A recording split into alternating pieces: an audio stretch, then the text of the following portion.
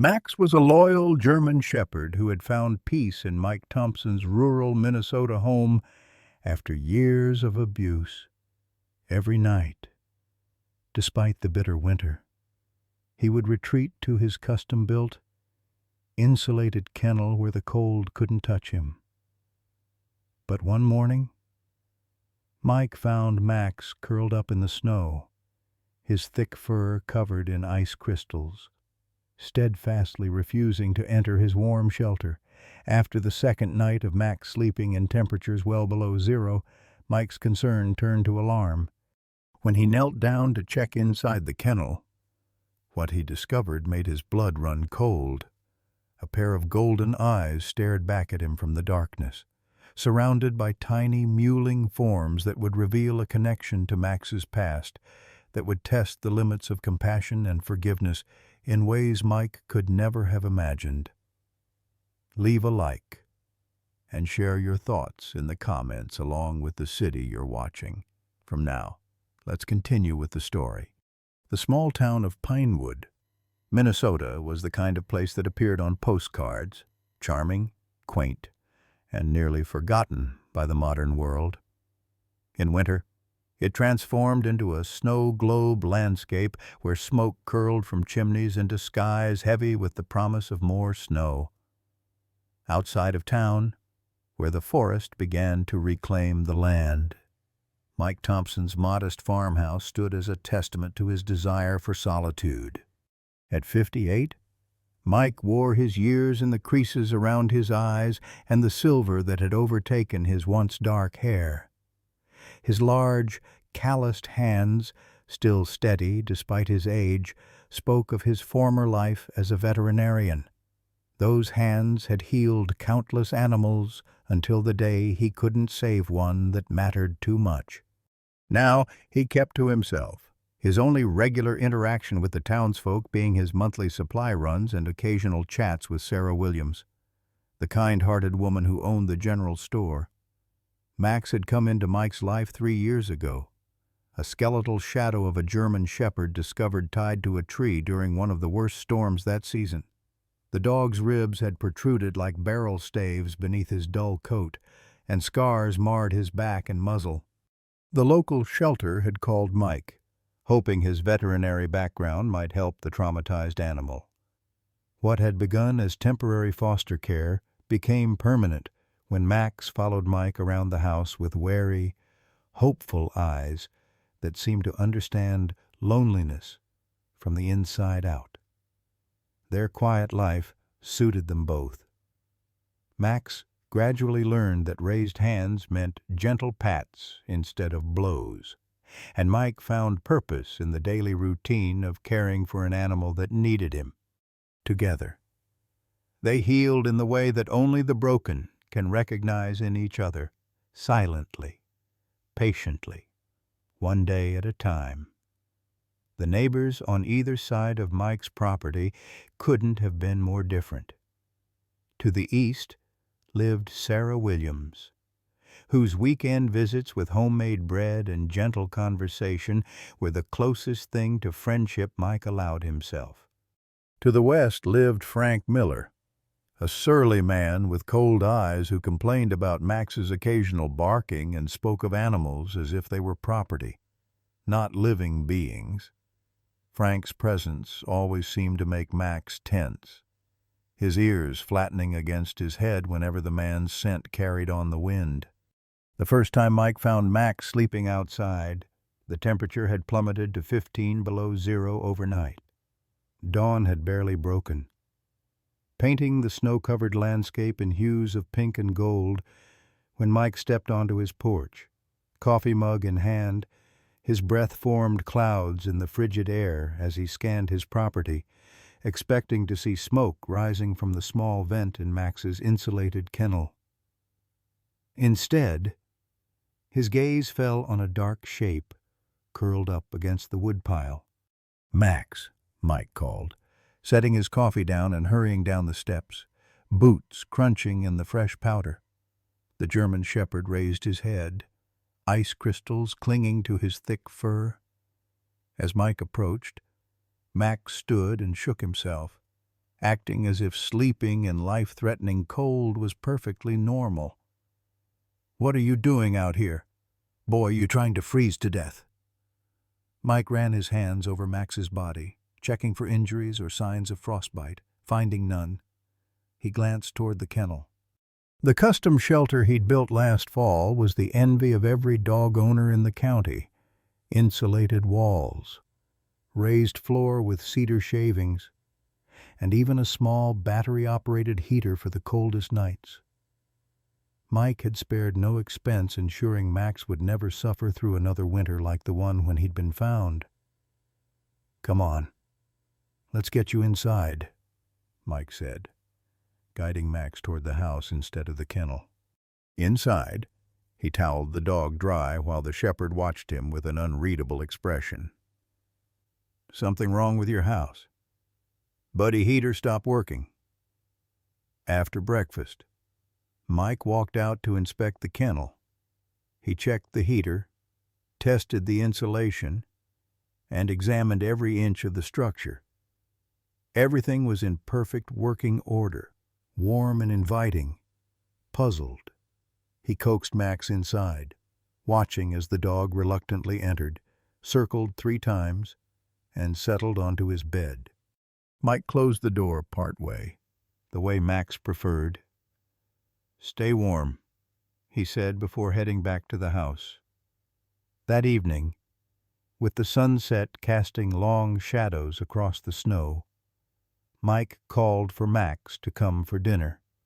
The shepherd appeared from around the corner of the house rather than the kennel. Mike frowned. "You didn't stay in there, did you?" Max simply wagged his tail and pressed against Mike's leg, guiding him toward the food bowl.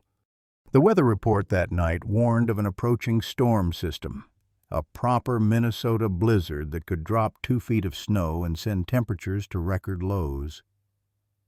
Mike added extra blankets to Max's kennel and adjusted the heater setting.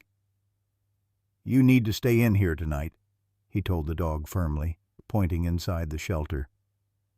"No more sleeping in the snow." Max whined softly but entered the kennel. Mike watched him settle down before heading back to the warmth of his own home. Through the kitchen window, he kept an eye on the kennel, noting with satisfaction the small plume of warm air rising from the vent. But morning told a different story, despite the bitter cold that had settled overnight. Mike found Max in almost the same spot as the day before, curled tight against the woodpile, his body creating a depression in the fresh snow. This time, concern gave way to alarm.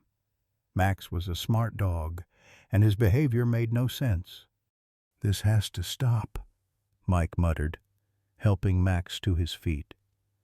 The dog seemed stiff, his movements slow as he stood. Mike brushed away snow that had accumulated on the shepherd's back. "Come on. Inside. Now." After making sure Max was warming by the fireplace, Mike pulled on his heaviest coat and trudged through the snow to the kennel. Kneeling before the entrance, he peered inside, expecting to find a broken heater or perhaps a leak that had allowed snow to drift in. What he saw instead were 2 golden eyes shining in the shadows at the back of the kennel. Mike froze, then carefully reached for the small flashlight he kept in his coat pocket. In the beam of light, he discovered a thin black cat curled protectively around 3 tiny kittens, no more than a few days old. The mother cat hissed weakly, her body positioned to shield her babies. "Well, I'll be damned," Mike whispered. The cat looked half-starved, her hip bones visible beneath her dull coat. The kittens, one black like its mother, one gray, and one with unusual mottled markings, mewled blindly, seeking warmth and milk. How the mother had managed to keep them alive in this weather was nothing short of miraculous. And suddenly, Max's behavior made perfect sense. Mike backed away slowly and returned to the house. Max stood at the window, watching him intently. "So that's your secret," Mike said, running a hand over the shepherd's head. "You gave up your bed for a bunch of cats." The irony wasn't lost on him. A dog with every reason to be wary and distrustful, given his history of abuse, had chosen to sleep in the bitter cold rather than disturb a vulnerable mother and her babies. The same cold that had nearly taken his life 3 years ago. Mike's mind raced with the immediate problems this situation presented. The approaching blizzard meant the mother cat and kittens wouldn't survive without intervention. Yet moving them might cause the mother to abandon her babies. And what would Max do if Mike brought them into the house? Despite his apparent protective behavior, the shepherd had never been around cats before. As if reading his thoughts, Max whined and nudged Mike's hand with his nose. "What do you think we should do, boy?" The dog padded to the door, looking back expectantly. With a sigh, Mike pulled his coat back on. "All right, let's figure this out." He gathered supplies first, an old towel, a small box, a heating pad. Approaching the kennel slowly, he spoke in the soft, reassuring tone he'd once used with frightened animals in his clinic. "Easy now, Mama. Not going to hurt you or your little ones." The black cat pressed herself further back, ears flattened.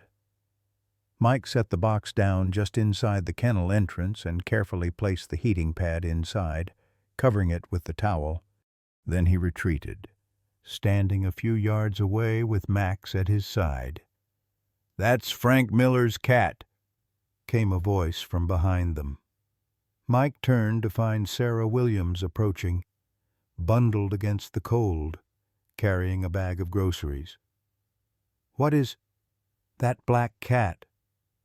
I've seen her around his place, though I haven't for a while now." She peered toward the kennel. "Is she in there?" "With kittens," Mike confirmed. "Max has been sleeping outside so he wouldn't disturb them." Sarah's expression softened as she looked at the shepherd. "That's one special dog you've got." "Frank claims she's his?" Mike asked, recalling his unfriendly neighbor's well-known distaste for animals he considered useless. "Well, not exactly, more like she hung around his barn. He was always trying to run her off."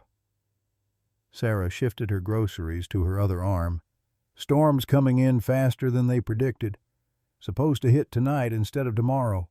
That's why I brought these by." She held up the bag. "Thought you might need extra supplies." Mike glanced at the darkening sky. "Thanks. I was just trying to figure out how to move them inside." "Need help?" Sarah asked. Before Mike could answer, a truck engine roared to life across the field that separated their properties. Frank Miller was backing his pickup out of his driveway. "Let's get them moved before he comes back," Sarah suggested, her voice dropping. "He mentioned calling animal control about strays last week at the town meeting." Mike nodded grimly. The approaching storm, a cat with newborns, and a neighbor who viewed animals as disposable. The situation had just become considerably more complicated. Moving the cat family proved more challenging than Mike had anticipated. The mother cat, whom Sarah had begun calling Shadow for her sleek black coat, hissed and swiped whenever they got too close. Max watched from a respectful distance, whining occasionally as if offering advice. "She's terrified," Mike observed, drawing on his veterinary experience. "But something about her seems familiar." He studied the cat's face, one ear slightly notched, a small white spot under her chin barely visible against her black fur. Memory stirred at the edges of his mind, elusive but persistent. Sarah positioned the box with the heating pad closer to the cat family. Maybe she'll move them herself if we give her a better option." "Worth a try," Mike agreed. "We need to step away, though. Give her space." They retreated to the house, leaving the kennel door open and creating a pathway of towels through the snow to the porch. Through the window. They watched as Max settled himself halfway between the kennel and the house, a silent sentinel in the increasing wind. "He's protecting them," Sarah said with wonder. "Have you ever seen anything like that?" Mike shook his head, remembering the trembling, scarred animal he'd first encountered. "When I found Max, he had cigarette burns on his muzzle and back. Someone had beaten him so badly that 2 ribs were fractured. He was afraid of his own shadow for months." He paused, watching the shepherd's alert posture despite the cold. "I never would have expected this from him." "Animals surprise us," Sarah replied. "Sometimes I think they understand mercy better than people do." As the afternoon wore on, the temperature continued to drop. The first snow flurries of the approaching blizzard began to swirl, and Mike's concern deepened. "She's not moving them. We might have to intervene," Sarah said. "Those kittens won't survive the night out there." Mike nodded grimly and pulled on his coat. "Let's try again." This time, he approached with a can of tuna, opening it just outside the kennel. The aroma seemed to catch Shadow's attention. Her nostrils flared, and the fierce protectiveness in her eyes wavered slightly. "That's it," Mike coaxed softly, setting the can inside the box with the heating pad. "Come see what we've got for you." After long minutes of hesitation, hunger won out over fear. Shadow stretched forward to sniff the tuna, keeping her body over her kittens. Mike remained perfectly still, allowing her to eat while he studied her. As she moved, something glinted at her neck, a fragment of what appeared to be a collar, mostly obscured by her fur. The sight triggered a memory, sudden and complete. 6 years ago, a family had brought in their black cat, a birthday gift for their daughter for routine vaccination. 2 weeks later, the cat had disappeared. The family had searched for months, putting up posters, checking shelters. The little girl's heartbreak had been complete. Her nightly tears a testament to the bond she'd formed with her pet.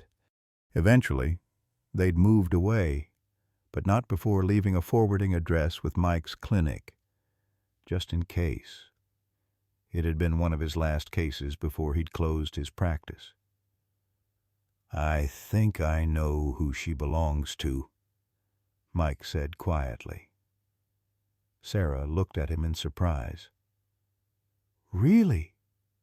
Before Mike could elaborate, Shadow suddenly tensed. Her head snapped up, ears flattened against her skull, eyes fixed on something behind them. Max's low growl confirmed trouble was approaching before Mike heard the crunch of boots on snow. "What's going on over here?" Frank Miller's harsh voice cut through the quiet afternoon. Mike turned to see his neighbor striding toward them, his face set in its perpetual scowl. Frank was a stocky man in his early 60s, with small eyes and a mouth that seemed permanently downturned at the corners. "Just dealing with some strays," Mike replied evenly, deliberately positioning himself between Frank and the kennel. Frank's gaze narrowed as he spotted Shadow in the shelter. "That mangy thing's been stealing from my barn for months. Thought it had finally moved on or died." "She has kittens," Sarah explained, her usually friendly tone cooled by Frank's callousness. "Great. More pests." Frank spat into the snow. "Animal control's backed up with the storm coming, but they said they'd be out next week. You're just making their job harder by feeding that thing." Mike felt a familiar tension building in his chest, the same righteous anger that had sometimes surfaced when he'd encountered animal neglect during his years as a vet. These animals need help. Frank, the kittens wouldn't survive the night in this weather. Not my problem, Frank replied with a shrug. Not yours either. Let nature take its course. Max's growl deepened, the rumble in his chest audible even over the rising wind. Mike placed a calming hand on the shepherd's head, though he shared the dog's sentiment. We're moving them inside, Mike said, the decision crystallizing as he spoke. They'll stay with me until the storm passes. At least. Frank's expression darkened. You turning into some kind of crazy cat lady now? Thompson first, that mangy mutt. Now this neighborhood's going downhill. Sarah stepped forward, her patience clearly fraying. Frank Miller. There are exactly 3 houses within a mile radius, hardly a neighborhood, and showing basic decency to animals isn't going downhill, it's what decent people do. Frank scoffed, but seemed to think better of antagonizing both of them. He jabbed a finger toward Mike. Just keep those pests on your property, and don't come crying to me when they multiply and you're overrun. He turned and trudged back toward his truck, muttering about bleeding hearts and vermin. After he'd driven away, Sarah let out a long breath. That man has all the charm of a rattlesnake? Always has, Mike agreed, turning his attention back to the more pressing matter. We need to get them inside before this weather gets worse. With gentle persistence and the continued lure of food, they finally coaxed Shadow into the box. The mother cat gathered each kitten in her mouth, transferring them one by one into the new shelter before settling nervously beside them on the heating pad. Mike carefully lifted the box, moving with deliberate slowness to avoid frightening her further. The journey to the house felt precarious, every step measured against Shadow's growing anxiety. Max trotted alongside, seemingly alert to the cat's distress. Inside, Mike had prepared a quiet corner of his laundry room with blankets and water. Once the box was securely placed, he and Sarah retreated to give the new family space to adjust. You're going to have quite the household, Sarah remarked as they watched from the doorway. Max had positioned himself a few feet from the box, lying down with his head on his paws, eyes fixed on the cat family. Temporary arrangement, Mike insisted, though even as he said it, he wondered if that were true. The snow was falling heavily now, the first real assault of the blizzard transforming the landscape outside the window. Sarah glanced out with concern. I should get home before the roads become impassable. You're welcome to stay, Mike offered, surprising himself. In 3 years, he'd never invited anyone to spend the night. Sarah smiled but shook her head. Thanks, but I've got my own animals to tend to. The chickens need extra feed before this hits full force, and my old cat Winston would never forgive me for not coming home. She pulled on her coat. I'll check on you tomorrow if I can get through. After she'd left, Mike turned his attention to Max, who hadn't moved from his self-appointed guard position. You're going to make yourself sick, he told the shepherd, noticing the slight tremor in the dog's limbs and the unnatural heat when he placed a hand on his head. The diagnosis was confirmed the next morning when Max's breathing became labored, a wet cough punctuating his breaths. Mike recognized pneumonia developing, not surprising, after 2 nights in sub-zero temperatures. He managed to coax Max into taking antibiotics hidden in cheese, but the shepherd's condition concerned him deeply. Need to get you to a vet, Mike muttered, an irony not lost on him. He'd closed his practice because he couldn't face the possibility of failing another animal. And now his own dog needed care he was hesitant to provide. The blizzard, however, had other plans. The radio reported whiteout conditions and road closures throughout the county. They were effectively isolated until the storm passed. As Mike prepared a warm compress for Max's chest, the phone rang, a rare enough occurrence that he started at the sound. "Thompson," he answered. "Mike, it's Sarah. Have you looked at your barn this morning?" Mike frowned. "No." "Why?" "Someone's been messing with it. I can see from my upstairs window your padlock's gone, and the door's ajar." Mike felt a chill that had nothing to do with the storm. "Frank," he said, the name coming out like a curse. "That's my guess, too. Be careful if you go out there." After hanging up, Mike stood torn between concern for his property and responsibility for the animals in his care. Max coughed painfully from his bed, while Shadow watched from her box with unblinking yellow eyes.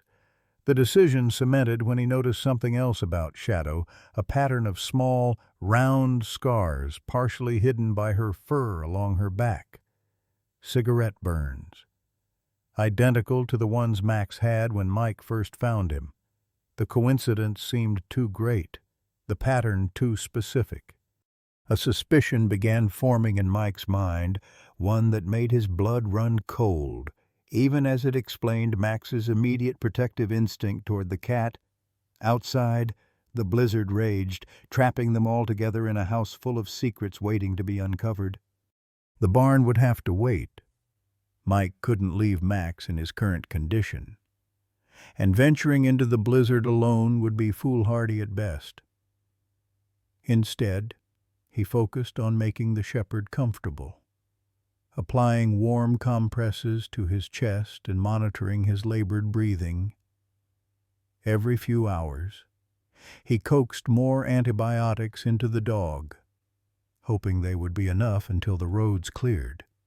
Surprisingly, Shadow seemed to sense Max's distress. While keeping a protective watch over her kittens, the black cat occasionally stretched out a paw toward the shepherd, as if checking on him. The gesture struck Mike as oddly deliberate, almost human in its apparent concern. "You too have a history, don't you?" Mike murmured, watching the unlikely pair. Max responded with a weak thump of his tail against the floor, his eyes moving between Mike and the cat throughout the day. Mike found himself studying Shadow more intently. The fragment of collar, the distinctive burn patterns, her unusual comfort around a large dog, all pieces of a puzzle he couldn't quite assemble. He rummaged through a dusty box in his office until he found what he was looking for, the business card file from his veterinary practice.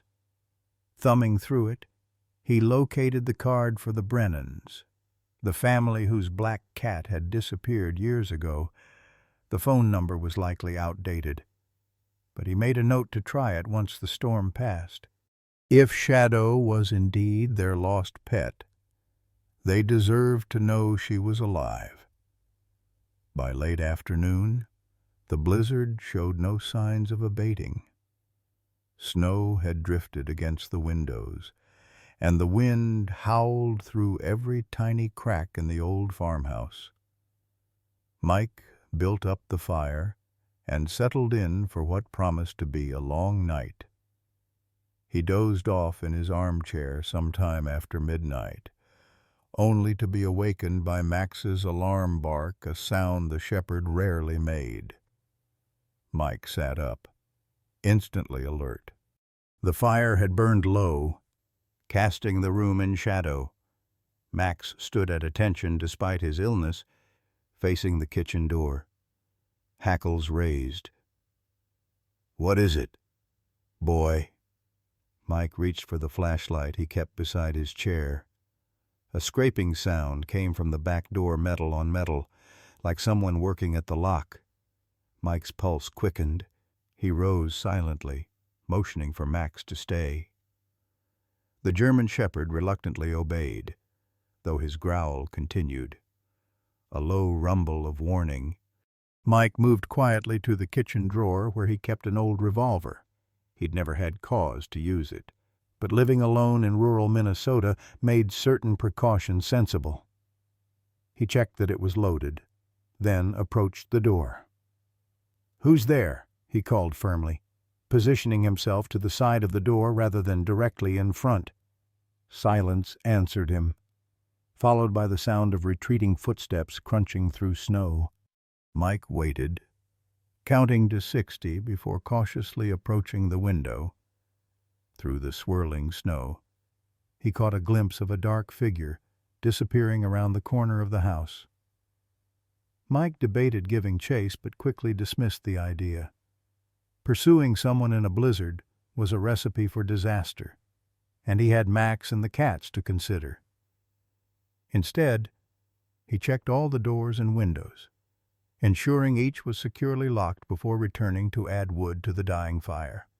Max had settled back near Shadow's box, his vigilance undiminished despite his illness. The cat watched Mike with unblinking eyes, her posture tense as if she, too, sensed danger. "It's all right," Mike told them both, though he wasn't entirely convinced himself. Morning brought an eerie stillness. The blizzard had temporarily exhausted itself, though meteorologists warned it was merely the eye of the storm, with more severe weather expected by afternoon. Mike used the respite to check his property, pulling on insulated coveralls and boots. The damage to his barn was immediately obvious. The padlock had been cut, not picked, and the door stood partially open, snow drifting onto the floor inside. Mike approached cautiously, revolver in hand. The barn contained little of value, some tools, feed for birds and deer, his seldom-used tractor. Nothing worth breaking in for, he would have thought. Inside, he found disarray. Feed bags had been slashed open, their contents spilled across the floor, tools were scattered, and someone had clearly been searching for something. Most disturbing was what he found scratched into one of the wooden support beams, a crude drawing of what appeared to be a dog, with a slash mark through it. It was a threat, clear and simple. Returning to the house, Mike found Sarah trudging through the snow toward his front porch, bundled so thoroughly that only her eyes were visible. "You shouldn't be out in this," he admonished, hurrying to meet her. "Couldn't call to check on you with the phone lines down," she explained, stomping snow from her boots as she entered the warmth of the house. "How's Max doing?" "Not great," Mike admitted, leading her to where the shepherd lay. "Fever's up, and his breathing's worse." Sarah knelt beside Max, her experienced hands gently examining him. Having raised farm animals all her life, she had a knack for veterinary care that Mike respected. "He needs stronger medicine than what you've got here," she said finally. "Might have to risk the drive to Pinewood once this next band of the storm passes." She turned her attention to Shadow and the kittens, smiling as she noticed the unusual markings on one of the little ones. "Well, now, aren't you special?" she cooed, carefully extending a finger toward the kitten. The mother cat allowed the touch, seemingly having decided Sarah was trustworthy. "That one's different," Mike agreed. "Never seen markings quite like it." "Looks almost like a Bengal mix," Sarah mused. "See these rosettes? Not your typical stray pattern." Mike hadn't considered that possibility. Bengals were expensive, sought-after cats. If Shadow had mated with one, or had Bengal blood herself, it might explain her distinctive appearance and intelligence. "Someone broke into my barn last night," Mike said, changing the subject. "Left a threat?" Sarah's head snapped up, her expression alarmed. "Frank, that's my guess. I caught a glimpse of someone, but not enough to identify them." Sarah's lips pressed into a thin line. "This is about the cats, isn't it? He's been acting strange ever since you took them in." "I don't think it's just that." Mike described the cigarette burn patterns he'd noticed on Shadow. "They match Max's scars exactly. Same placement, same size." "You think Frank was the one who abused Max?" Sarah's voice reflected her horror. "I'm starting to wonder," Mike admitted. "When I found Max tied to that tree 3 years ago, he was about 5 miles from here. I never connected him to anyone local. But why would Frank care about a cat and some kittens? Enough to break into your barn and leave threats." Mike shook his head. "I don't know, but I'm keeping that gun loaded until I figure it out." The conversation was interrupted by a soft mewling from the box. The gray kitten had escaped Shadow's vigilant care and was wobbling across the floor toward Max, before either human could intervene. The kitten reached the shepherd's paw and collapsed against it, asleep in an instant. Max looked at the tiny creature, then at Mike, his expression almost comically perplexed. Despite the tension of the morning, both humans laughed. "Guess you've been adopted," Sarah said to the shepherd. Shadow watched the interaction without interfering, her trust apparently extending to the large dog. The moment provided a much-needed respite from their concerns, a reminder of the unlikely peace that had formed between natural adversaries. The weather radio crackled with a new update. The second band of the blizzard was moving in faster than expected, with another foot of snow and wind gusts up to 60 miles per hour predicted. Sarah looked out the window with concern. "I should get back," she said reluctantly. "My generator's old, and if the power goes out, I'll need to be there to get it running."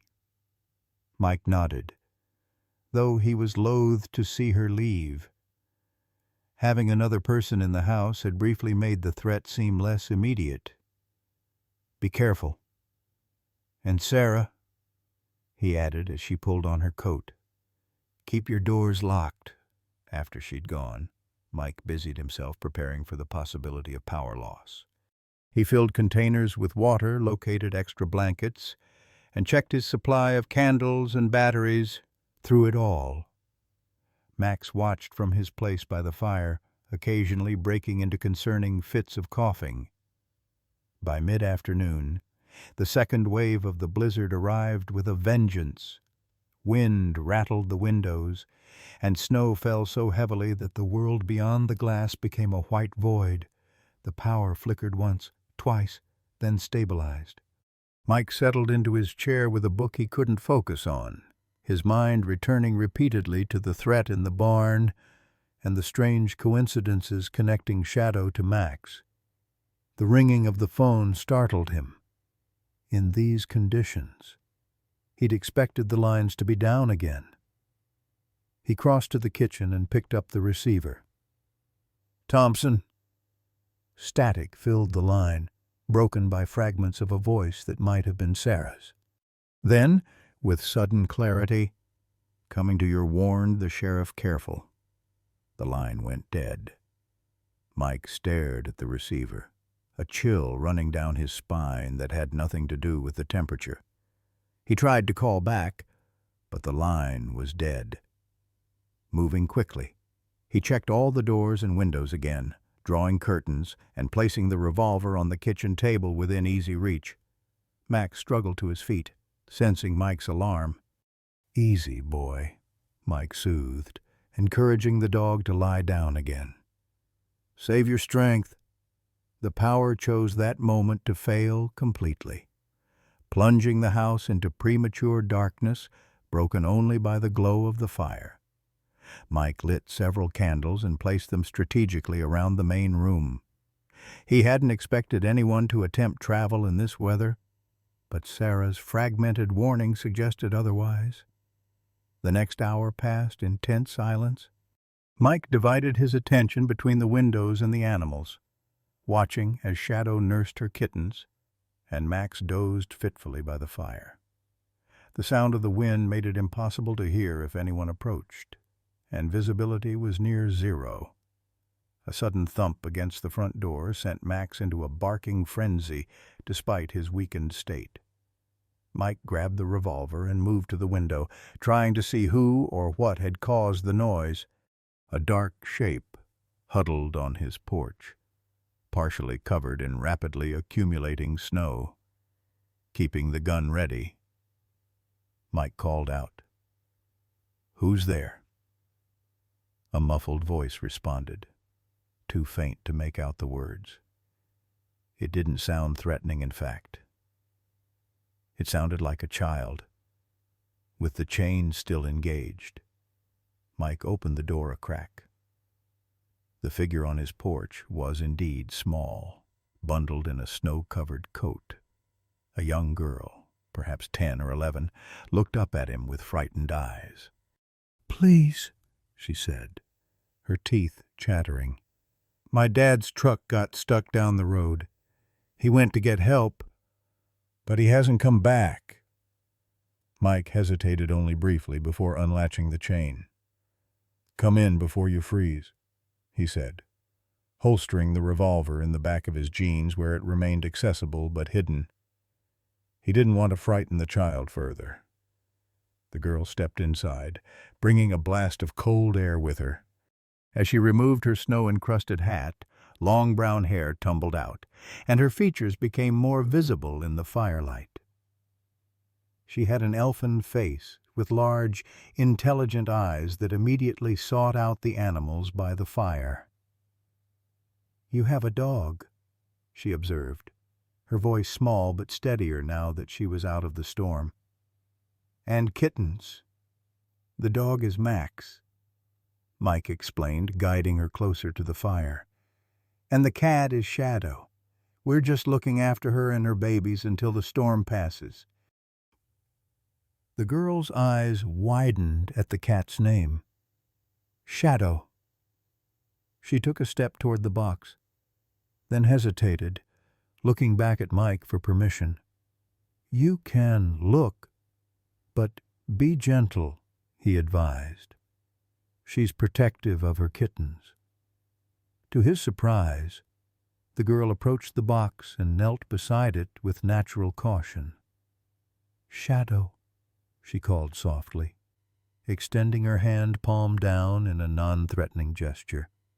"Is that really you?" The black cat's reaction was immediate and astonishing. She rose, stretched, and moved to sniff the girl's hand. Then, with a sound somewhere between a meow and a purr, Shadow butted her head against the child's palm. "You know this cat?" Mike asked, watching the interaction with growing amazement. The girl nodded, tears welling in her eyes. "She was my cat. She disappeared when I was 6, right after we moved here." She looked up at Mike. "My name's Lily Brennan." The surname hit Mike like a physical blow. The Brennans, the family from his records, the ones who had lost their cat years ago. "Your parents are Thomas and Rebecca." Lily nodded, her attention returning to Shadow, who was now allowing the girl to stroke her back. "We moved away after Shadow disappeared. Dad got a job in Minneapolis," she continued, petting the cat, who was purring loudly now. "We only came back yesterday to visit Grandma for her birthday. She still lives in Pinewood." Mike's mind raced. The coincidence seemed impossible, the Brennans returning to the area just as Shadow reappeared with kittens. And yet, here was their daughter, reunited with her long-lost pet in his living room during a record blizzard. "You said your father's truck got stuck," Mike prompted, remembering the circumstances that had brought Lily to his door. The girl nodded, her expression clouding. "About a mile down the road. Dad said he was going to walk to the nearest house for help. He told me to stay in the truck, but it got so cold after the heater stopped working." She looked down, ashamed. "I saw your lights through the trees and thought it would be better than freezing." "You did the right thing," Mike assured her. "But we need to find your dad. He might be lost in the storm." As if on cue, headlights swept across the front windows. A vehicle was pulling into his driveway. A near impossible feat given the current conditions. Mike moved to the window, hand reaching instinctively for the revolver. Through the swirling snow, he could make out the shape of a sheriff's department SUV. Moments later, a pounding came at his door. When Mike opened it, he found Sheriff Davis and another man, presumably Lily's father, both covered in snow and looking half frozen. "Mike." The sheriff greeted him with evident relief.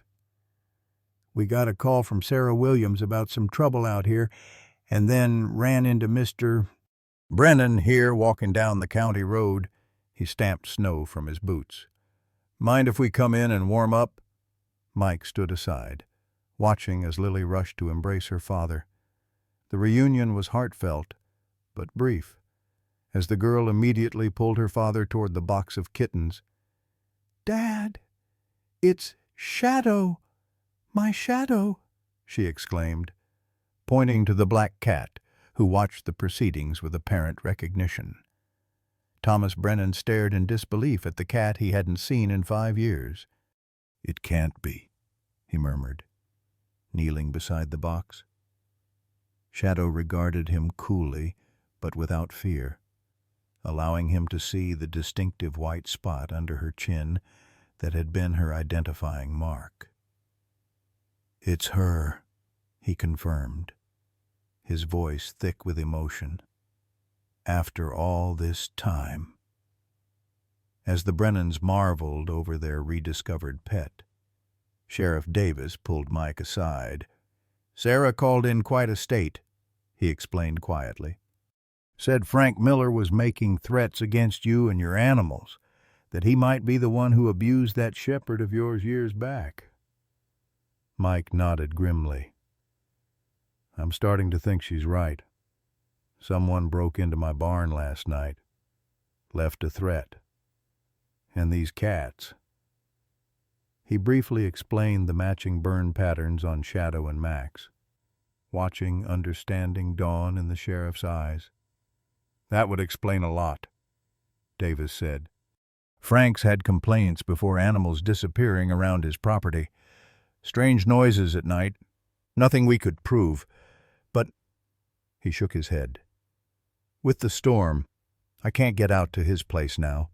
But first thing after the road's clear, I'm paying him a visit." Their conversation was interrupted by a commotion from the animals. Max, despite his illness, had risen and was standing at the window, his posture rigid, a low growl emanating from his chest. Shadow had abandoned her kittens momentarily to join him, her tail puffed to twice its normal size. Mike moved to the window, peering out into the storm.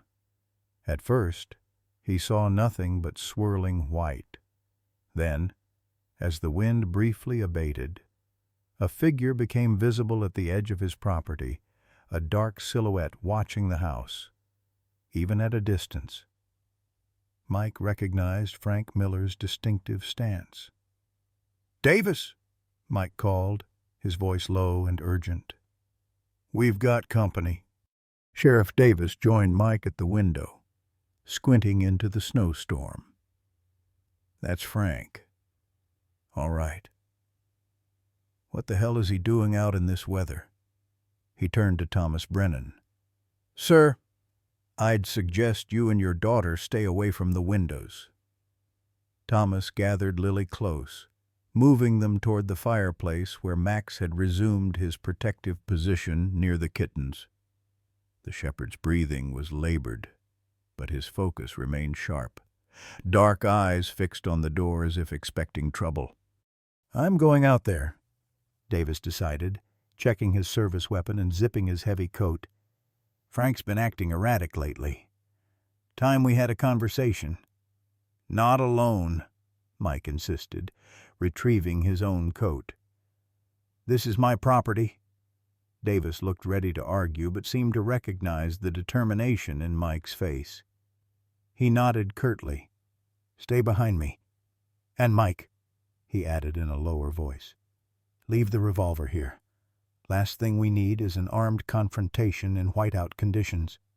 Reluctantly, Mike placed his gun on the side table. "I'm not looking for trouble. Just answers." The blast of cold as they stepped onto the porch was shocking after the warmth of the house. Wind-driven snow stung their faces, visibility reduced to mere yards. Frank's silhouette had vanished, but fresh tracks in the snow led toward the barn. "He's headed for the outbuildings," Davis shouted over the howling wind, his hand resting on his holstered sidearm. "Stay close." They followed the tracks, leaning into the wind. Mike's thoughts raced, remembering Shadow's scars, Max's terror of certain men, and Frank's inexplicable hostility toward animals. A pattern was emerging, one he should have recognized sooner. The barn door stood open, snow drifting across the threshold. Davis signaled for Mike to stay back while he approached, drawing his weapon. "Frank Miller," he called out, his authoritative voice carrying despite the storm. "This is Sheriff Davis. Come out where I can see you." Silence answered him, broken only by the creaking of the barn's timbers under the assault of the wind. Davis advanced cautiously, using his flashlight to probe the shadows. Mike followed several paces behind, heart pounding. A sudden movement from the darkness sent a stack of feed buckets clattering across the floor. Davis swung his light toward the sound, illuminating Frank Miller's face twisted with rage and something else Mike couldn't immediately identify. Fear, perhaps. "Back off, Davis," Frank snarled, brandishing what appeared to be a tire iron. "This doesn't concern you." "Put that down," Davis ordered, his weapon trained on the man. "Whatever issue you have with Mike can be resolved without violence."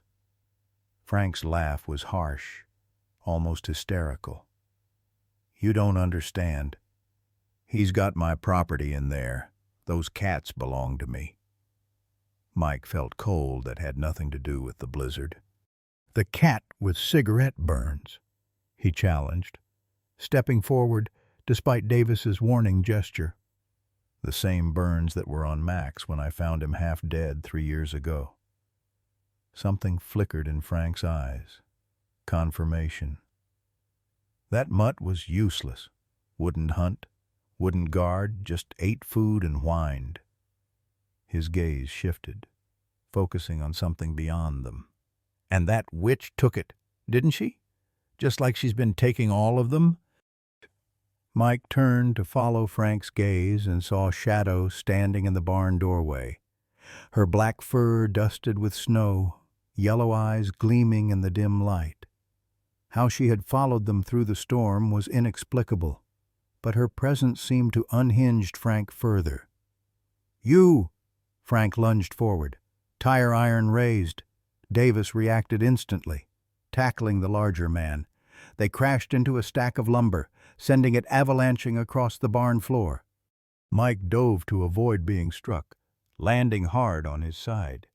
By the time he regained his feet, Frank had broken free and was charging toward Shadow. The cat stood her ground, back arched, hissing defiance. Mike scrambled to intercept Frank, but knew he wouldn't reach him in time. Then, a blur of motion erupted from the swirling snow. Max, somehow having followed Shadow into the storm, launched himself at Frank with a ferocity Mike had never witnessed from the gentle shepherd. Despite his illness, Max's training as a guard dog resurfaced in the moment of crisis. He caught Frank's arm in powerful jaws, dragging the man away from Shadow. Frank screamed, dropping the tire iron as he struggled to free himself from the shepherd's grip. "Max, hold!" Mike commanded, the training phrase coming from some deep memory of when he'd first worked with the traumatized dog. To his amazement, Max obeyed, pinning Frank to the ground without causing further injury. Davis recovered quickly, handcuffing the subdued man while Mike called Max to his side. The shepherd was trembling violently, his burst of protective energy clearly depleting his already compromised strength. Shadow pressed against the dog's leg, as if offering support. "You're both insane," Frank spat as Davis hauled him to his feet. "That cat's been breeding with my prize Bengal.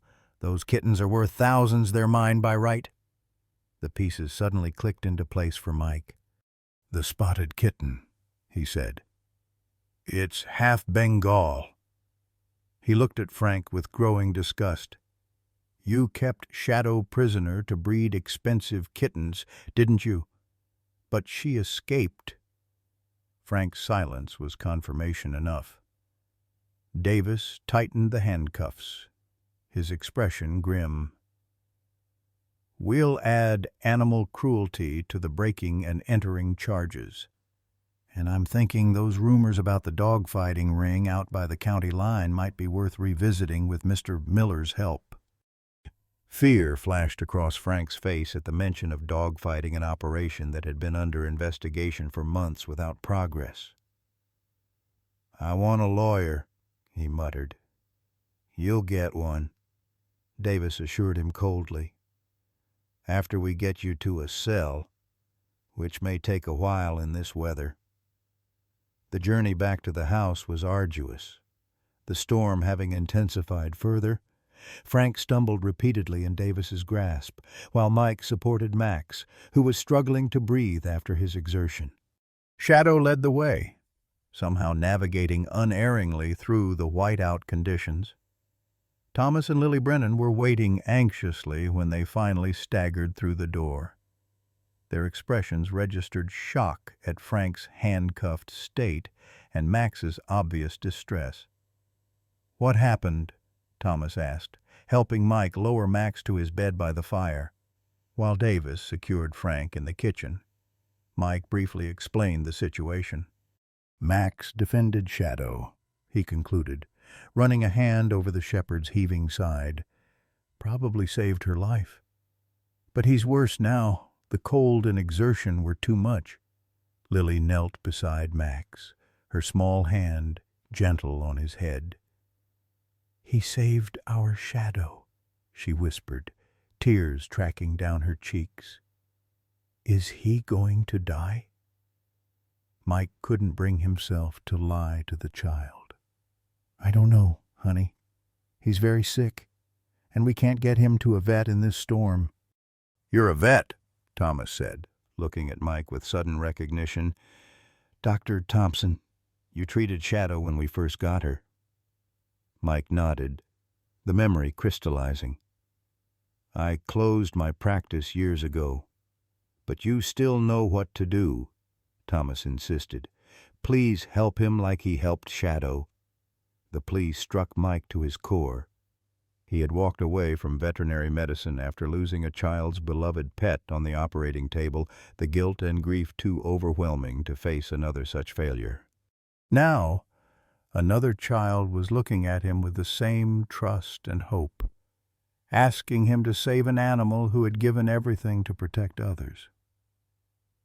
"I'll try," Mike said finally, his voice rough. "I need warm water, clean towels, and my medical bag from the closet." As Thomas hurried to gather supplies, Lily remained beside Max, whispering encouragements into his ear. Shadow positioned herself on Max's other side, occasionally touching her nose to his muzzle as if checking on him. The unlikely bond between cat and dog, natural enemies united by shared trauma and resilience, struck Mike as something precious and rare. Mike's medical bag contained only basic supplies: stethoscope, thermometer, bandages, and a limited selection of medications. But it was more than nothing. He listened to Max's chest, grimacing at the congestion evident in the dog's lungs. "Pneumonia, as I thought," he confirmed, and progressing quickly. From the kitchen came the sound of Davis radioing for backup, explaining the situation and requesting medical assistance for the dog if possible. Given the conditions, Mike knew better than to hope for immediate help.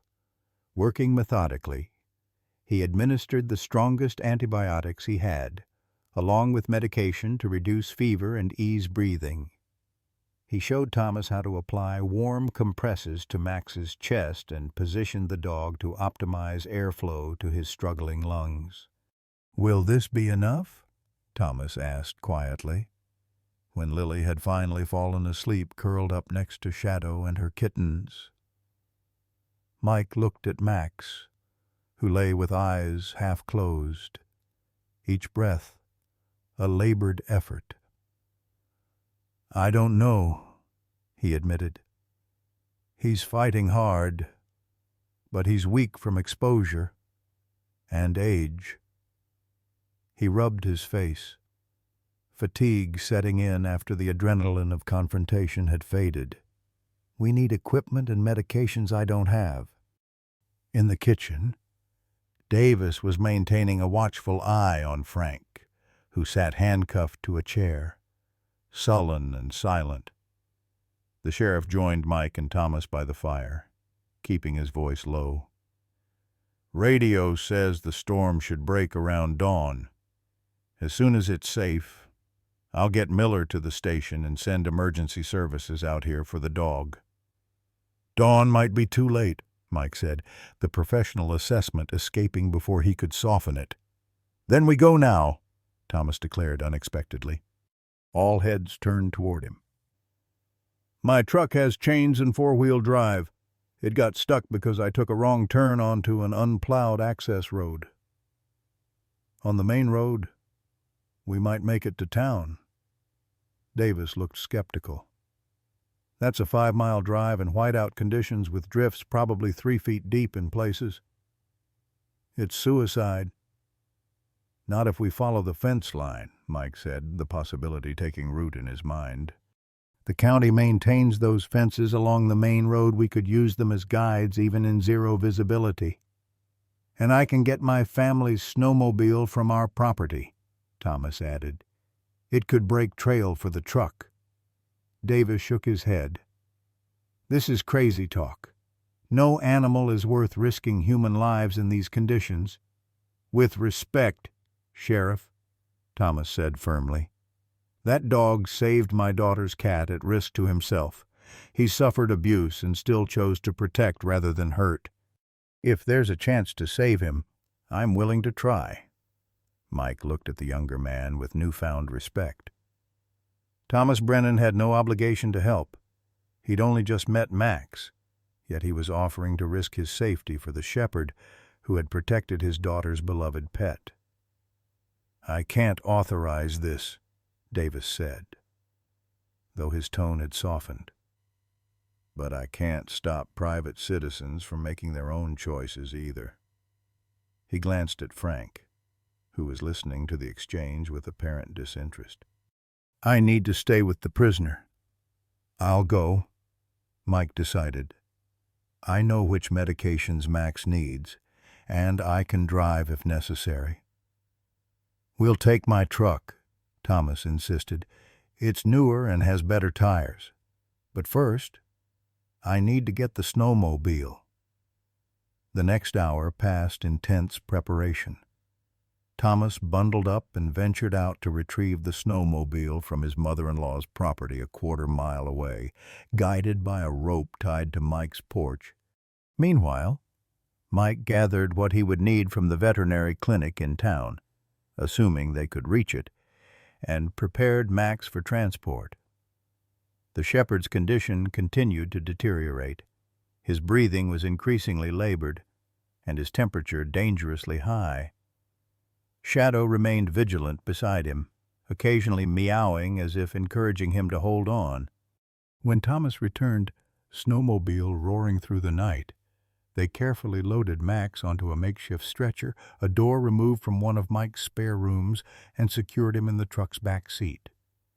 Mike wrapped the dog in thermal blankets, placing hot water bottles around him to combat the cold that would inevitably seep into the vehicle.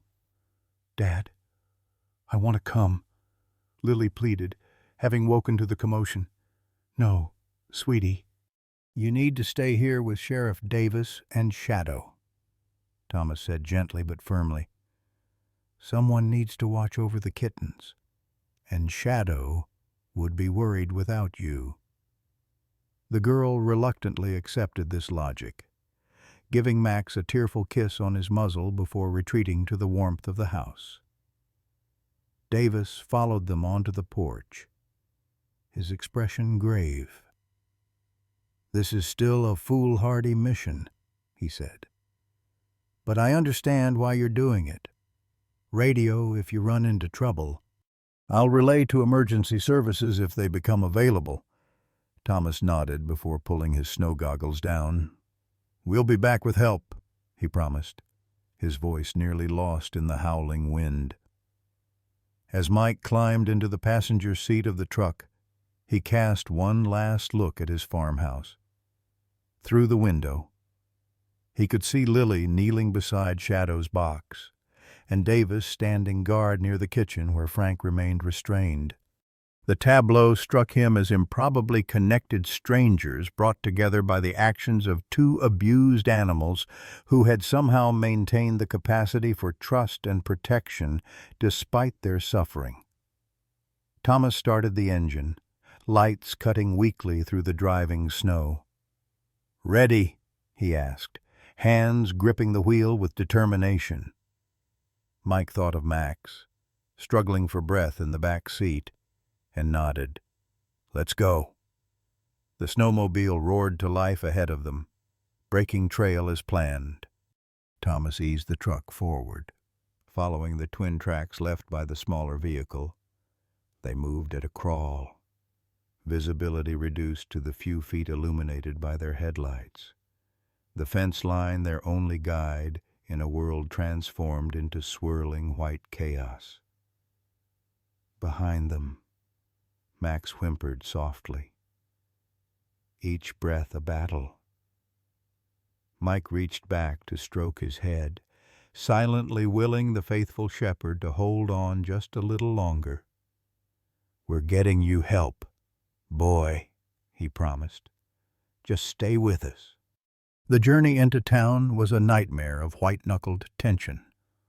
Thomas drove with painstaking care, never exceeding 10 miles per hour. His entire body hunched forward as he strained to follow the snowmobile's faint tracks. Twice they nearly lost the fence line when wind-driven snow obliterated all landmarks. Each time, Thomas stopped completely until a brief lull in the storm allowed them to reorient. In the back seat, Max's condition worsened. His breathing became increasingly shallow, punctuated by wet, rattling coughs that tore at Mike's heart. The shepherd's eyes, once bright and alert, had taken on a glassy, distant quality that Mike recognized all too well from his years of practice. It was the look of an animal losing its grip on life. "How much further?" Mike asked, reaching back to adjust the blankets around Max. Thomas checked the odometer. "Maybe 2 miles, hard to be sure in these conditions." 2 miles might as well have been 200. Each passing minute reduced Max's chances of survival. Mike found himself talking continuously to the dog, a stream of encouragement and memories. "Remember when you stole that entire pot roast right off the counter while I was answering the phone? I was so mad, but you looked so pleased with yourself." He stroked Max's head, feeling the unnatural heat of fever. "And that time the porcupine got you 23 quills in your muzzle, and you still managed to look dignified while I pulled them out." Whether Max could hear or understand him, Mike couldn't say. But maintaining the connection felt vital, as if his voice alone could tether the shepherd to life. The snowmobile ahead suddenly disappeared from view. Thomas braked carefully, peering through the windshield. "Where did he go?" Mike wound down his window, squinting into the blinding snow. A faint engine sound carried on the wind, then silence. "Thomas," he called out, "can you hear me?" No response came. The snowmobile and its driver had vanished into the storm. "We need to keep moving," Mike decided, wrapping his scarf tighter. "The town can't be more than a mile away now. We follow the fence line." Thomas nodded grimly and inched the truck forward.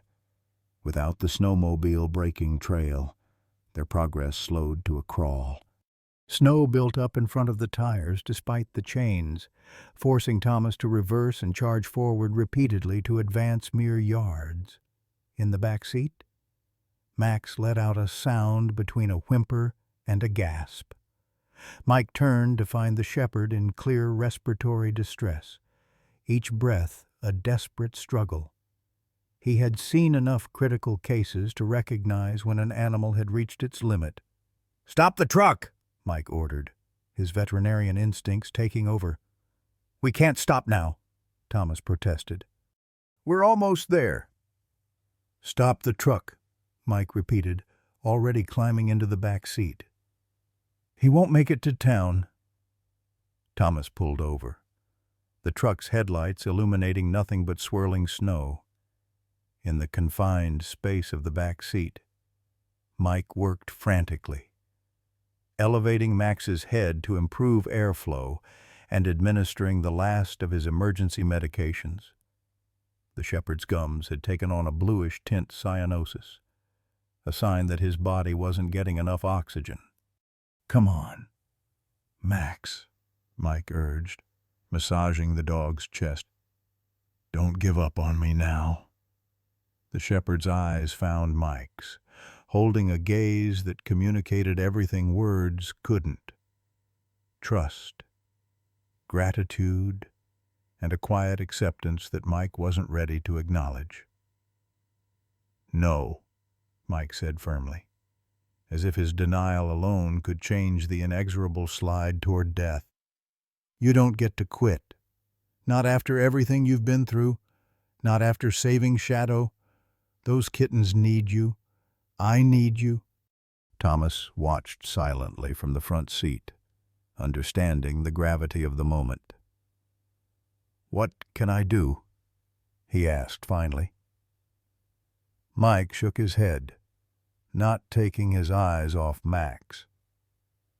"Unless you've got an oxygen tank and veterinary ventilator hidden somewhere in this truck, there's nothing either of us can do except make him comfortable."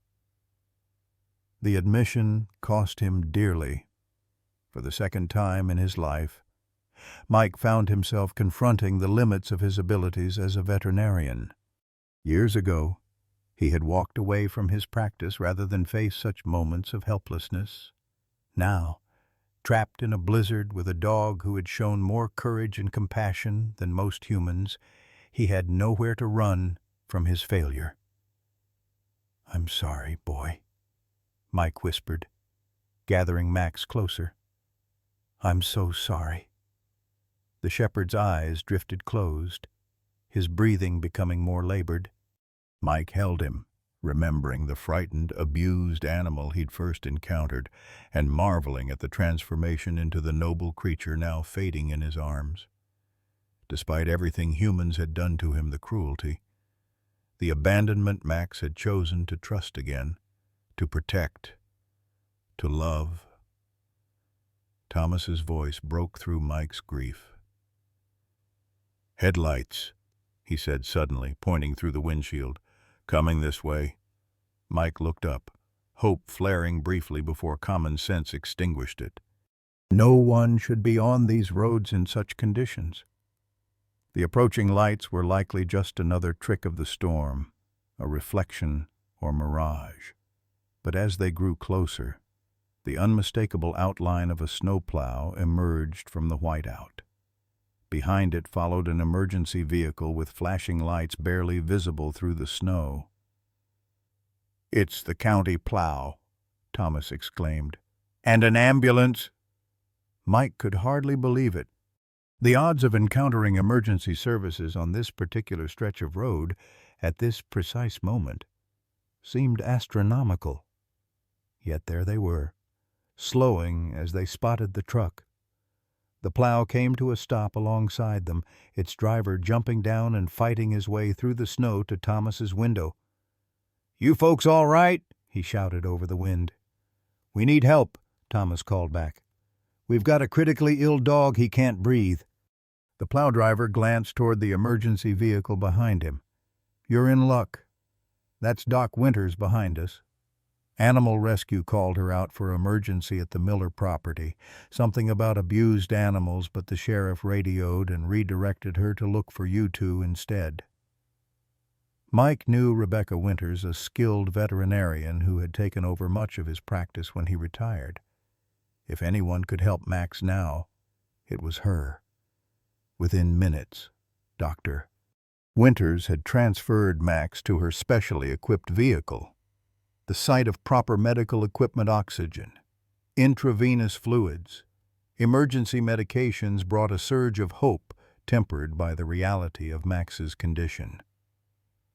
"I won't lie to you, Mike," Rebecca said as she inserted an IV catheter into Max's foreleg. "He's in critical condition, severe pneumonia complicated by exhaustion and probable hypothermia." She glanced up, her expression softening at the anguish on Mike's face. "But if he's half as stubborn as you are, he's got a fighting chance." The plow cleared a path back to town, leading the emergency vehicle with Mike and Thomas following in the truck. The journey that had seemed insurmountable earlier now became a race against time, with Max receiving oxygen and emergency treatment as they traveled. At the clinic, Mike's former clinic, the staff had been alerted and prepared for their arrival. They rushed Max into the treatment area while Mike and Thomas were ushered into the waiting room, snow melting from their clothes onto the worn linoleum floor. An hour passed in tense silence. Thomas paced while Mike sat motionless, staring at the door through which Max had disappeared. He found himself thinking of Shadow and her kittens back at the farmhouse, of the strange bond that had formed between natural enemies. If a cat and dog could overcome their ingrained hostilities to protect each other, perhaps Max could overcome this as well. When Rebecca finally emerged, her surgical mask pulled down around her neck, both men stood. Her expression gave nothing away. "We've stabilized him," she said without preamble. "But he's not out of danger. His lungs are severely compromised, and at his age, a recovery will be difficult." She looked directly at Mike. "He needs round-the-clock care for at least the next 48 hours. I can keep him here, or—" "I'll stay with him," Mike said immediately. "Whatever he needs." Rebecca nodded, unsurprised. "I thought you might say that. We've set up the cot in the observation room." Her professional demeanor softened slightly. "He's a fighter, Mike. The fact that he's made it this far after what he's been through says a lot about his will to live, and about who's been caring for him," Thomas added quietly. Mike barely registered the compliment, his mind already focused on what lay ahead. "Can I see him?" Rebecca led him to the observation room where Max lay on a padded table, an oxygen mask fitted over his muzzle, multiple IV lines running into his legs. Monitoring equipment beeped softly, tracking vital signs that hovered just on the acceptable side of critical. The shepherd's eyes were closed, his chest rising and falling with slightly less effort than before, but still far from normal. Seeing Max this way vulnerable, dependent on machines, broke something in Mike that had been cracking for years. He pulled a stool beside the table and sat, gently placing his hand on the dog's head. "I'm here, buddy," he whispered. "We're going to get through this together." But as the night wore on and Max's condition stabilized without improving, Mike confronted a painful truth: sometimes love and medical science weren't enough. Some damage couldn't be repaired. Some battles couldn't be won no matter how hard one fought. And for the first time since closing his practice, Mike found himself praying not to any specific deity, but to whatever force might be listening, that this wouldn't be one of those battles. Dawn broke over Pinewood with unexpected clarity. The blizzard had finally exhausted itself, leaving behind a transformed landscape of pristine white drifts sculptured by the wind. At the veterinary clinic, Mike woke with a start, momentarily disoriented, until his eyes found Max still lying on the treatment table, oxygen mask fogging slightly with each labored breath. The shepherd's condition had stabilized overnight but remained precarious. Rebecca had checked on them hourly, adjusting medications and monitoring vital signs with the quiet efficiency that had made her Mike's natural successor at the clinic. Now she entered with 2 cups of coffee, handing one to Mike without comment. "How is he?" Mike asked, accepting the coffee gratefully. "Holding his own," Rebecca replied, reviewing the charts. "His fever's down slightly, and his oxygen levels have improved. Not out of the woods, but—" she offered a cautious smile. "He's doing better than I expected, honestly." The clinic phone rang, and Rebecca excused herself to answer it. Mike moved closer to Max, noticing subtle changes he'd missed in his exhaustion. The shepherd's breathing seemed less labored, and there was a flicker of movement behind closed eyelids, fighting his way back. "Perhaps—" Rebecca returned, her expression thoughtful. "That was Sheriff Davis. The roads are being cleared, and he's heading into town with Frank Miller in custody." She hesitated. "There's more." When animal control officers reached Miller's property this morning, they found evidence of an extensive breeding operation. Bengals, Russian Blues, other expensive breeds being kept in substandard conditions. "For profit," Mike said, pieces falling into place. "That's why Shadow was so important to him." "The kittens," Rebecca nodded, "particularly that spotted one. If it's a true Bengal hybrid with the right markings, it could be worth thousands to the right buyer." Her disgust was evident. Davis said they also found records connecting Miller to dogfighting operations across 3 counties, training logs, betting sheets, medical supplies used to patch up fighting dogs between bouts. She glanced at Max. "And photographs." Mike felt a cold weight settle in his stomach. "Of Max, among others." Davis said there were before and after shots documenting training progress. "I suppose." Rebecca's professional composure slipped momentarily. "The sheriff thinks Max might have been Miller's project before he escaped, or was abandoned for being too gentle." The revelation should have fueled Mike's anger, but instead, he felt an overwhelming sense of wonder at Max's capacity for trust after such experiences. Despite everything humans had done to him, the shepherd had still chosen to protect rather than harm, to trust rather than fear. "There's something else," Rebecca continued.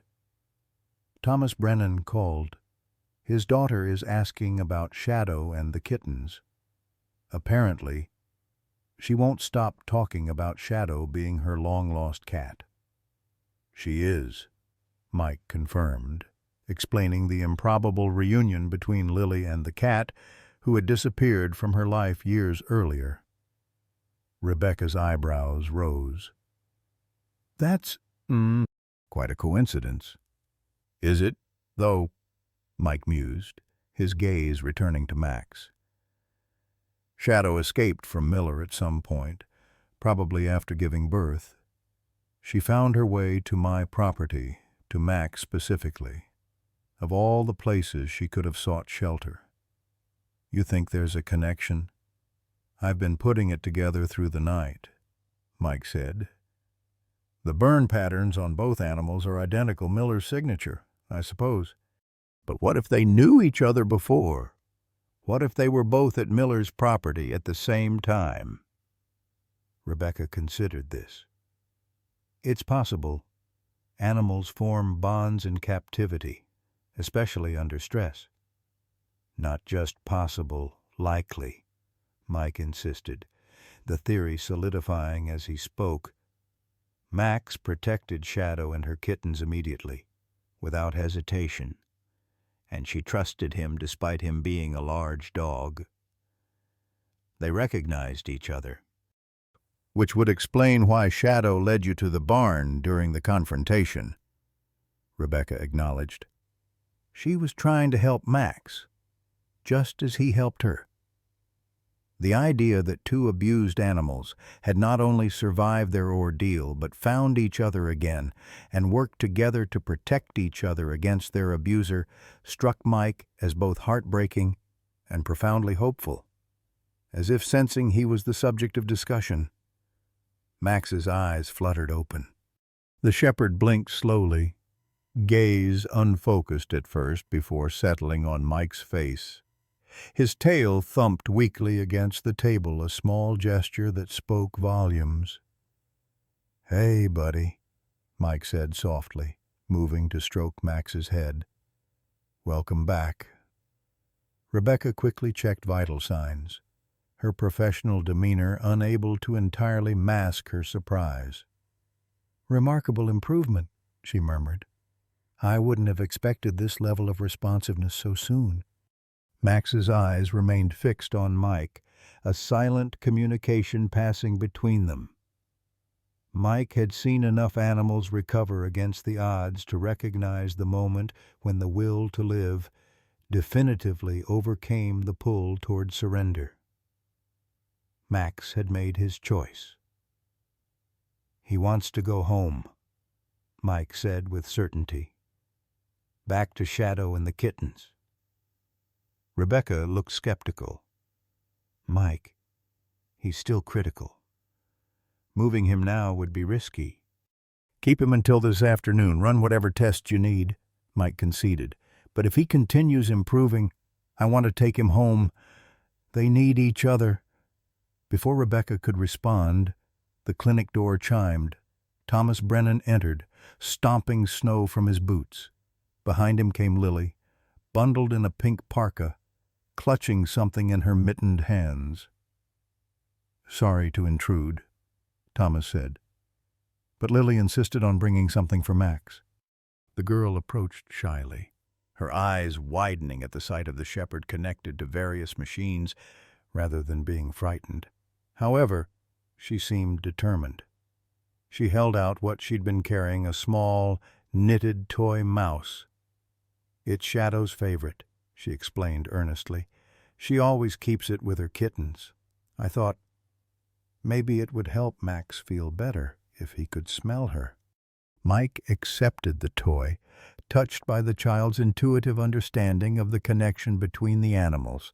He placed it near Max's nose, watching as the shepherd inhaled the familiar scent. The effect was immediate. Max's tail thumped more strongly, and he made a small whining sound. "I think he says thank you," Mike told Lily, whose face brightened. Rebecca observed the interaction with growing acceptance. "I'll prepare discharge instructions," she said finally. assuming his blood work continues to improve this afternoon. As she left the room, Thomas approached the treatment table, resting a hand lightly on Max's flank. "Sheriff Davis called us this morning, told us everything they found at Miller's place." His voice lowered so Lily couldn't hear. "Is it true Max was part of the fighting operation?" Mike nodded grimly. "He bears all the markers, the scars on his muzzle and legs, the specific pattern of abuse. Miller was likely trying to turn him into a fighter, but Max wouldn't comply, hence the punishment. And yet he protected Shadow." Thomas marveled. An animal with every reason to be vicious chose compassion instead. "Sometimes," Mike said, watching Lily gently stroking Max's paw. "Those who've suffered most understand best the importance of kindness." 3 months later, spring arrived in Minnesota with its characteristic suddenness. One day the world was locked in winter's grip. The next green shoots pushed through melting snow, and birdsong filled the air. On Mike Thompson's property, the transformation was especially evident. The old barn had been repaired and repainted a cheerful red. Beside it stood a new structure, a spacious, insulated animal shelter with large windows and a fenced exercise yard. The sign above the door read simply, "Second Chances," its letters carefully painted in a child's hand. Mike sat on his front porch, coffee mug in hand, watching Max and Shadow patrol the perimeter of the property together. The German Shepherd moved more slowly than before his illness, with a slight hitch in his step, but his eyes were bright and alert. Beside him trotted Shadow, her sleek black coat gleaming in the morning sunshine. Their routine was well established, a morning inspection of their domain, followed by a companionable rest in the patch of sunlight on the porch. The screen door squeaked open, and Sarah Williams emerged with her own coffee cup. In the months since the blizzard, her visits had become increasingly frequent. Evolving from neighborly support to something deeper neither of them had yet named. "They're at it again," she observed, nodding toward the unlikely pair. "Making sure everything's in order." Mike smiled. "Max takes his security responsibilities very seriously. Shadow's just along for the exercise." "I wouldn't be so sure," Sarah replied. "That cat has opinions about everything." Their easy laughter was interrupted by the sound of tires on gravel. A familiar SUV pulled into the driveway, Thomas Brennan's vehicle, with Lily waving enthusiastically from the passenger window. Since the night of the blizzard, the Brennans had become regular visitors, with Lily forming a special bond with all the animals, but particularly with Marbles, the Bengal mix kitten she had helped name. "We brought the new beds," Lily announced, bounding from the car and rushing to greet Max and Shadow. The animals welcomed her with dignified acceptance, a tail wag from Max, a circling figure 8 from Shadow. Thomas followed more sedately, carrying a large box. "The shelter in Minneapolis donated them," he explained, "along with more food and medication for the new arrivals." The new arrivals were 4 dogs and 3 cats, rescued from another breeding operation the sheriff's department had shut down last month. With Frank Miller's case making headlines across the state, authorities had intensified their focus on animal abuse and illegal breeding operations. Mike's impromptu shelter had become an unofficial rehabilitation center for the animals most traumatized by human cruelty. It wasn't a role Mike had sought. After Max's recovery, he had intended to return to his quiet life, perhaps with the addition of Shadow and Marbles as permanent residents. But Sheriff Davis had called one day about a dog too frightened to be approached by anyone at the county shelter. Would Mike consider taking him? just temporarily. Temporarily had become permanently. That dog was followed by another, then cats, then more dogs. Each arrived broken in body or spirit. Each found in Max and Shadow a kind of healing that humans couldn't provide. The shepherd and his feline companion became ambassadors to the traumatized newcomers, demonstrating by example that trust was possible, that safety could be found, that not all humans were to be feared. "The prosecutor called," Thomas said as they carried supplies into the shelter. "Miller's sentencing is next week. They're seeking the maximum for animal cruelty and illegal breeding. The dog-fighting charges alone could put him away for years." Mike nodded, satisfaction mingling with the lingering anger he still felt whenever he thought of the man who had so callously abused animals for profit. Justice can't undo the harm he caused, but at least he won't hurt any more animals. "And the ones he did hurt are healing," Lily pointed out, her 10-year-old wisdom cutting straight to what mattered most. She knelt beside a corner bed where Marbles was curled protectively around a small white kitten, one of the recent rescues. "Like these guys." Later, as dusk painted the sky in purples and oranges, Mike sat on the porch steps watching the day end. Max rested beside him, the shepherd's head heavy on his thigh. Shadow perched on the railing, her tail occasionally swishing across Mike's shoulder in what he'd come to recognize as a gesture of feline affection. Inside, Sarah was preparing dinner while listening to Lily read aloud to the newest shelter resident a blind dog rescued from an abandoned property. Thomas was repairing a leaky faucet in the shelter's washing station, his humming occasionally drifting through the open windows. The scene struck Mike with its improbable perfection. From the darkest moments of that blizzard night had emerged not just survival, but a kind of renaissance. Max had not only recovered but found purpose in helping other animals heal. Mike himself had returned to veterinary work, his skills now dedicated to the creatures most in need of compassionate care. And most surprisingly of all, his solitary existence had expanded to include people who had become as essential to him as the animals. "Not bad for a couple of old survivors," Mike murmured to Max, scratching behind the shepherd's ears.